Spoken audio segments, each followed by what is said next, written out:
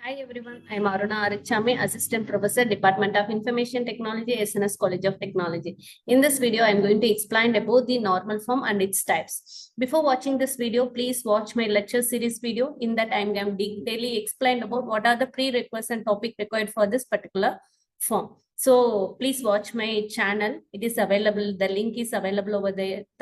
In the description also, I will mention that video's link. So before entering into the normal form, we have to know about the two types of a processing. One is the analytical processing, another one is a transaction processing. So analytical processing, that is a OLAP, analytical processing, there we does not need the normalized table. So why I'm saying this thing is there we're going to store the history of the data, history of the particular person or history of something. So in that case, definitely we need the redundant data. Second one is OLTP, that is online transaction processing. That is a live data is required. This type of a processing can be used in the banking sector or real world transaction sector and all, real world calculating sector and all. We are using the OLTP. That is each and every minute we need the updated table. There we can go for the normalized table. Then only we can able to get the exact data what we requested the thing. So for that only is the norm. Why we for that reason only we are going for a normal form. So totally, basically a normal form can be classified into 4 types. After that, you are having a BCNF, fifth normal form and fourth normal form and fifth normal form. So these three are the basic type, 1NF, 2NF and 3NF. The 4NF and 5NF is the advanced version. Intermediately, the 3NF in next version is the BCNF, that is a boys code normal form. So who developed this one is the father of the database management system. That particular person only developed this particular normal form. In the first normal form, we're going to eliminate the repetitive groups. So in your second normal form, we're going to eliminate the partial dependencies. In third normal form, we're going to eliminate the transitive dependency. So in your fourth and fifth normal form is the advanced normal form. In that, we're going to remove the multi-valued dependency as well as the joint dependencies present in the relation. So we're going to see one by one. First normal form. So basically, while converting from ER diagram to the particular relation or a table, that must be in the first normal form. So this is the ER diagram. Here I'm giving the two entity. One is a student entity, another one is a course entity. So there must have a relationship established between the student and course. Is that definitely student must take the course. So only I'm giving that relationship as a takes. So I'm going to construct the table only for the student entity. A student entity can contain student ID, name, address, and the phone number. So attribute also, we are having a various types of attribute. So here address is the composite attribute because there is a subdivided is possible in the address. So address can be classified the thing into house number, state, and the city. So only we can call this is a composite attribute. A student must have a multiple phone number. So we can't able to say one student can have a single phone number. So a student can have a multiple phone number. So this is the multi-valued attribute. So now we can see how we can construct this into a table. So we know that student ID, name, address, and the phone. So major 4 attributes is this one. So that only I mentioned over here, student ID, name, and address. I added some of the tuples. So when we can say this is a first normal form, it must have an atomic value.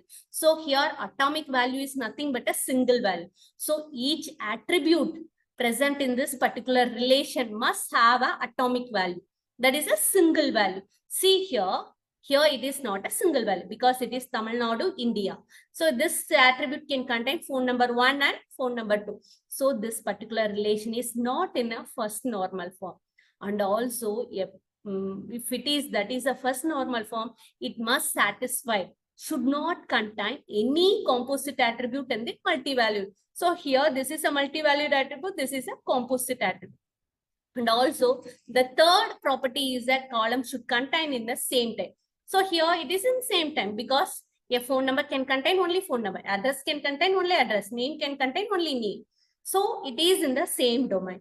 And also column name also unique. So, and there is no ordering over here, and also there is no duplicate value present it over here.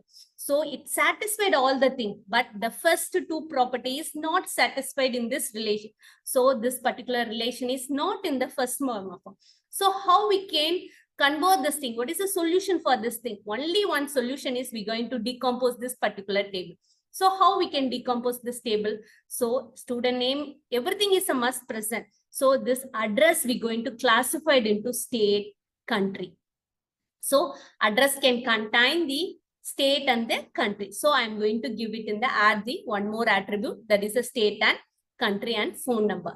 So here I have, if the person having a multiple phone numbers is, I have put in the 2 entries.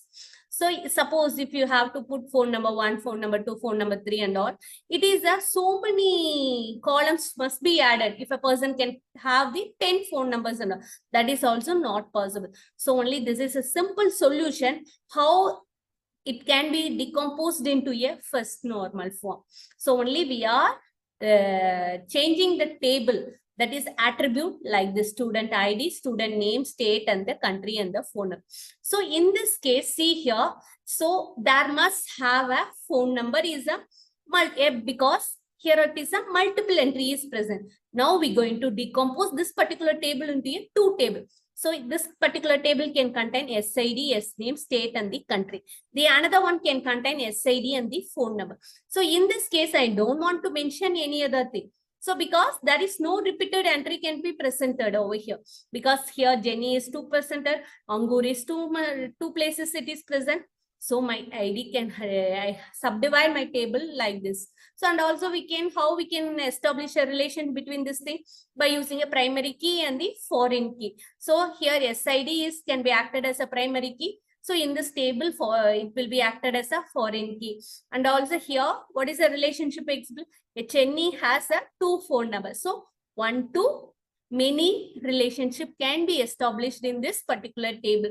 And also not only in this relationship, we are having 1 to 1, 1 to many, and many to many relationship may be exhibit. And also if you are dividing like this, which should not contain any anomalies, because we are in the previous video I explained about the 3 different types of anomalies. So one is the update anomaly, delete anomaly, insert anomaly. So these 3 anomalies should not contain in this particular relation. So only we can say this is in the first normal form. Here also there is some drawbacks over there. So only we are moving for the second normal form, because this is also not suitable. In the previous situation I have explained no. So if a student can have the 10 phone numbers means we have to insert 10 column. That is not suitable because many null values to be present. And also if it is a normalized table, it should not contain any null values. So summary about the thing is, so we know about the various type of a normalization over here. And also we have studied about the various types of normal form. And also I detailedly explained about the first normal form. In my upcoming videos, I'm going to post it the second normal form and third normal form. Don't miss this video. Please watch my video and like and subscribe my videos and pass the comment. Thank you.